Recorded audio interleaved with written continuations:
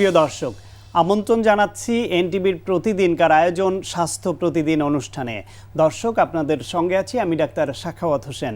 প্রিয় দর্শক, আজকের এই অনুষ্ঠানে আমরা আলোচনা করব উচ্চ রক্তচাপ বা হাইপারটেনশন নিয়ে। এ বিষয়ে কথা বলবার জন্য আমাদের সঙ্গে স্টুডিওতে উপস্থিত আছেন একজন খ্যাতিমান হৃদরোগ বিশেষজ্ঞ। চলুন দর্শক, অনুষ্ঠানের শুরুতেই আমরা পরিচিত হয়ে নেই আমাদের আজকের অতিথির সঙ্গে।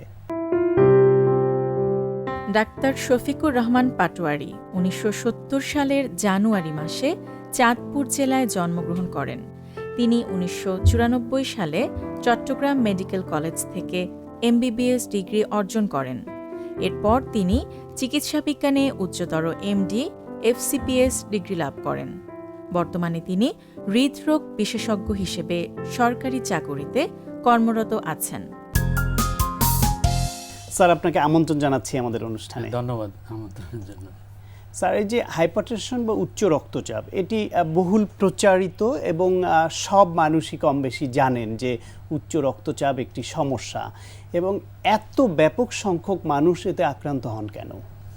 আসলে উচ্চ রক্তচাপ যেটা ইয়েতে বলা হচ্ছে ওয়ার্ল্ড হাইপারটেনশন লিগ, যারা এই নিয়ে প্রতি বছর যে উচ্চ রক্তচাপ দিবস পালন করে থাকে, তো সেখানে ওনারা যে স্ট্যাটিস্টিক্স দেখাচ্ছেন যে প্রতি ৩ জন প্রাপ্তবয়স্কের ভিতরে একজন উচ্চ রক্তচাপে আক্রান্ত। এর ভিতরে আবার দেখা যাচ্ছে যে যারা উচ্চ রক্তচাপে আক্রান্ত আছেন তারা প্রতি ৩ জনে একজন জানেন না যে তার উচ্চ রক্তচাপ আছে।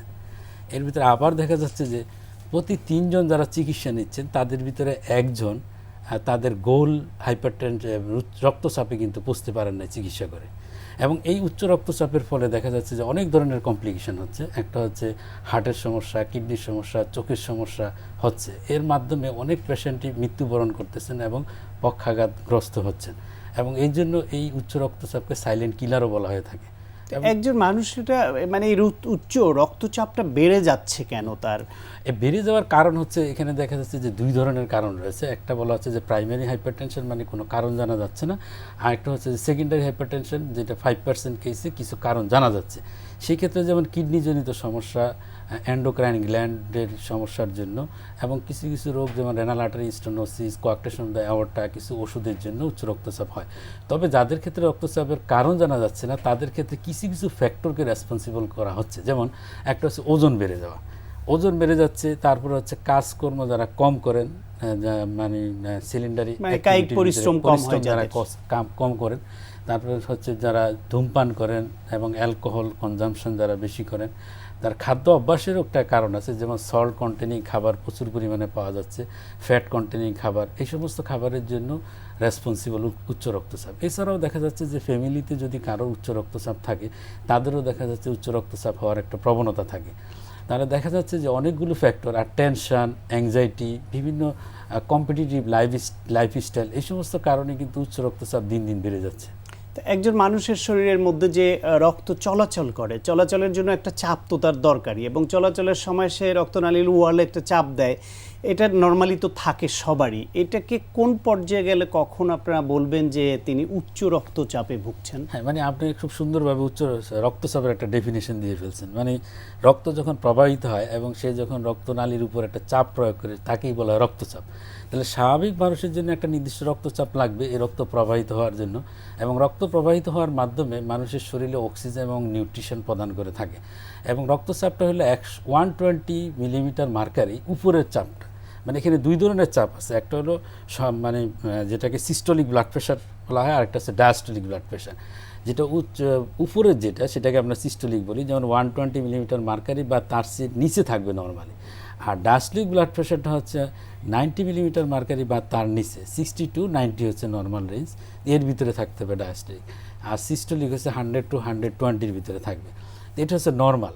এর চেয়ে যদি বেড়ে যায়, যেমন আমরা বলি যে 140 মিলিমিটার মার্কারি বা তার চেয়ে বেশি যদি সিস্টোলিক ব্লাড প্রেশার হয়, এবং ডায়াস্টোলিক ব্লাড প্রেশার যদি 100 বা তার চেয়ে বেশি হয়, তখন আমরা তাকে বলি উচ্চ রক্তচাপ। উচ্চ রক্তচাপে একজন মানুষ মাঝে মাঝে তার কিছু হয়তো খারাপ লাগছে, কিংবা কোনো কারণে মনে হইলো শখের বশেই, অথবা চিকিৎসকের কাছে গেলেন এবং একবার রক্তচাপ মাপলেন, মেপে দেখলেন আপনি যে রেঞ্জ বললেন এর থেকে বেশি আছে।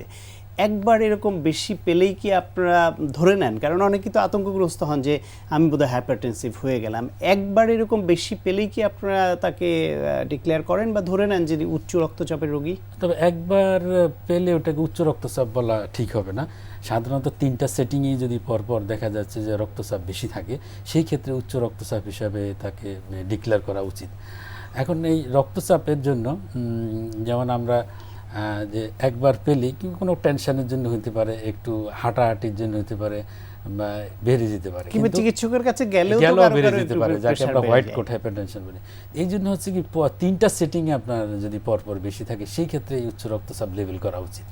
অনেকে যারা উচ্চ রক্তচাপের রোগী তারা বাসায় নিজেরাই রক্তচাপ মনিটর করতে চান, বা অনেক সময় করা উচিত হয়। সব সময়ই তো চিকিৎসকের কাছে যাওয়া সম্ভব হয় না। সেই ক্ষেত্রে তারা অনেকের মধ্যে কনফিউশন হয় যে ডিজিটাল রিডিং ওঠে সেটা ইউজ করব না, চিকিৎসকরা স্পিগমোম্যামোমিটার যেটা ইউজ করেন সেটাই ইউজ করব, মার্কারি বেস যেটা, কোনটা তাদের জন্য আপনি সাজেস্ট করবেন?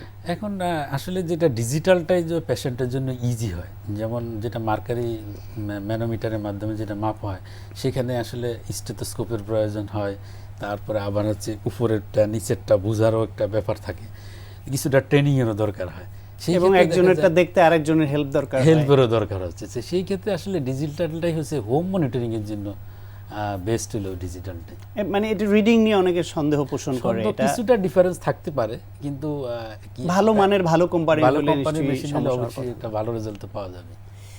উচ্চ রক্তচাপ একবার হলে তারা অনেকেই চিকিৎসকরা যখন ওষুধ দেন সেই ওষুধ শুরু করতে চান না। অনেকের মধ্যে ভয় কাজ করে যে আমি একবার ওষুধ শুরু করলে সারা জীবনে আর ছাড়তে পারবো না, তো দেখি ওষুধ ছাড়াই ভালো হয় কিনা।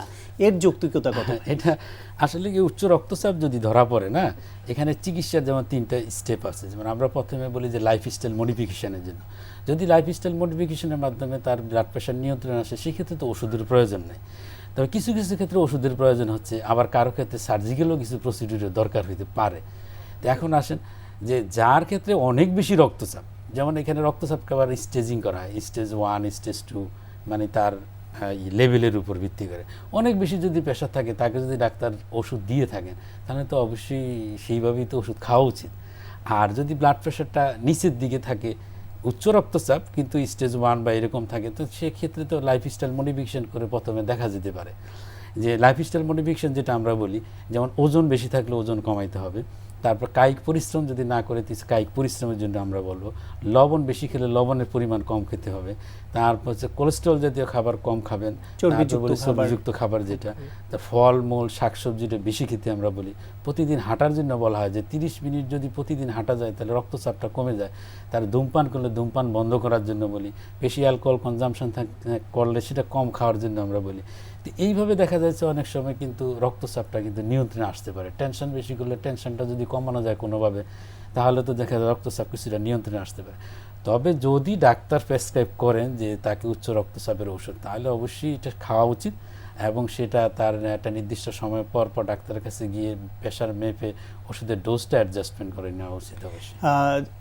লাইফস্টাইল মডিফিকেশন করে আপনি যা যা নিয়মকানুন বললেন, এগুলো তো সবারই মানা উচিত, উচ্চ রক্তচাপ থাকুক বা না থাকুক। একটি হেলদি লাইফস্টাইল হচ্ছে আপনি যেই নিয়মকানুন বললেন সবার জন্য।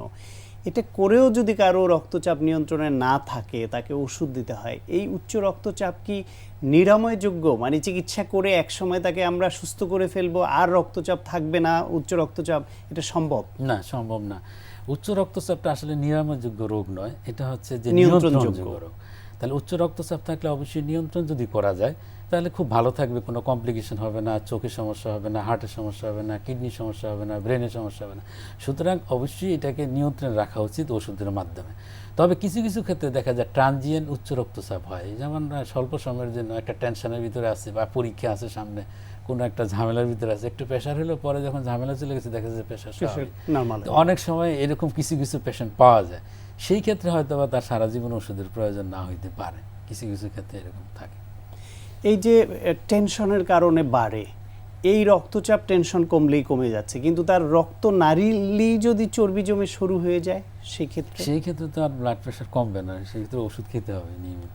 তো যদি কোনো মানুষ এই পরামর্শের পরেও তিনি নিয়ন্ত্রণে না রাখেন, ওষুধ নিয়মিত না খান, অনিয়ন্ত্রিত রক্তচাপ থাকে তাতে তার গুরুতর কি সমস্যা হতে পারে? যেমন তার গুরুতর আমার মাথা থেকে পা পর্যন্ত অনেক সমস্যা হতে পারে। যেমন ব্রেনে যেটা হয় সেটা হচ্ছে যে হাইপারটেনসিভ এনকেফালোপ্যাথি, মানে কিছু সময়ের জন্য তার ব্রেনের ফাংশনটা কিন্তু লস হতে পারে, আনকনসিয়াস হয়ে যেতে পারে, ডিসওরিয়েন্টেড হয়ে যেতে পারে, যাকে আমরা হাইপারটেনসিভ এনকেফালোপ্যাথি বলি।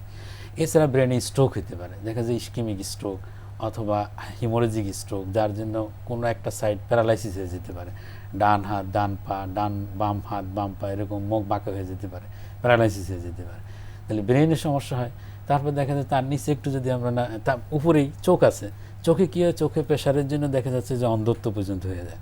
চোখের রক্তনালীতে আমরা চেঞ্জের জন্য চোখের দেখা কমে, চোখের পাওয়ার কমে যেতে পারে, আস্তে আস্তে দেখা যায় অন্ধ হয়ে যেতে পারে। তারপর আমরা নিচে আসলে যেমন হার্টে কী করতেছে, হার্টের ভিতরে দেখা যায় ওয়ালটা মোটা হয়ে যাচ্ছে, তারপরে হচ্ছে হার্ট বড় হয়ে যাচ্ছে, হার্ট ফেলিউর হচ্ছে, ইস্কেমিক হার্ট ডিজিজ এবং ইভেন মাইকার্ডিয়াল ইনফাকশনও ডেভেলপ করতে পারে। তার নিচে আসলে দেখা যাচ্ছে কিডনি আছে আমাদের, কিডনির উপরে প্রেশারের ইফেক্ট কিন্তু অনেক বেশি। দেখা যাচ্ছে প্রেশারের ইফেক্টের জন্য আস্তে আস্তে কিডনি খারাপ হইতে হইতে একে প্রথমে chronic renal failure, end stage renal failure, একেবারে খারাপের দিকে চলে যেতে পারে কিডনি। তারপরে দেখা যাচ্ছে পায়ের রক্তনালী, বিভিন্ন রক্তনালীর উপরেও দেখা যাচ্ছে তার ইফেক্টের জন্য পায়ে গ্যাংগ্রিন, বিভিন্ন ধরনের সমস্যা দেখা দিতে পারে। সারা শরীরেই যেহেতু এর প্রবাহ, ফলে সারা শরীরের এর যে ক্ষতিকর প্রভাব সেটা পড়তে পারে, অবশ্যই নিয়ন্ত্রণে রাখা উচিত। আপনার পরামর্শ আশা করি আমাদের দর্শকরা মেনে চলবেন। আপনাকে অনেক ধন্যবাদ স্যার। আপনাকে ধন্যবাদ। প্রিয় দর্শক, আমরা শুনছিলাম উচ্চ রক্তচাপে আমাদের কি করণীয়, সে বিষয়ে অত্যন্ত প্রয়োজনীয় কিছু পরামর্শ। আশা করি আপনাদের কাজে লেগেছে। প্রিয় দর্শক, এই অনুষ্ঠান সম্পর্কে আপনাদের যে কোনো মতামত বা পরামর্শ থাকলে অবশ্যই লিখে জানাবেন এই ঠিকানায়। প্রযোজক স্বাস্থ্য প্রতিদিন, এনটিভি, বিএসসি ভবন, 7তলা, 102 কাজী নজরুল ইসলাম এভিনিউ, কারণ বাজার, ঢাকা 1215। ফ্যাক্স 914338 থেকে 7 পর্যন্ত, অথবা ইমেইল করুন স্বাস্থ্যপ্রতিদিন@ntvpt.com এই ঠিকানায়। প্রিয় দর্শক, আপনার প্রিয় স্বাস্থ্য প্রতিদিনের আগামী পর্বে আপনার জন্য যা থাকছে। আমাদের দেশ যেহেতু গ্রীষ্মপ্রধান আর ঈদটা বর্ষাকালে হলেও আমাদের কিন্তু গরমের ভ্যাপসা যে গরম এই ভাবটা থাকে, তো আমাদের প্রসাধনটা নন গ্রিসি হতে হবে। আমরা কোনো ভারী মেকআপ ইউজ করব না, লাইট টেক্সচার, লাইট বেস কোনো মেকআপ ব্যবহার করব। আর মেকআপের আগে কিন্তু আমাদের স্কিনটাকে প্রিপেয়ার করতে হবে মেকআপের জন্য। সেজন্য আমরা যে ময়শ্চারাইজার ব্যবহার করব সেটি ম্যাটিফাইং ফিনিশিং এবং হাইড্রেটিং ইফেক্ট অবশ্যই থাকতে হবে এবং লং লাস্টিং থাকতে হবে। প্রিয় দর্শক, বিশ্বের যে কোনো প্রান্ত থেকে যে কোনো সময় এনটিভিতে সম্প্রচারিত আপনার প্রিয় স্বাস্থ্য প্রতিদিন অনুষ্ঠান দেখার জন্য ভিজিট করুন আমাদের পূর্ণাঙ্গ ওয়েব পোর্টাল www.ntvbd.com। দর্শক, আজ এ পর্যন্তই। সবাই ভালো থাকুন, সুস্থ থাকুন এবং অবশ্যই নিরাপদে থাকুন। দেখা হবে আগামীকাল ঠিক একই সময়ে আপনার প্রিয় এনটিভির পর্দায়।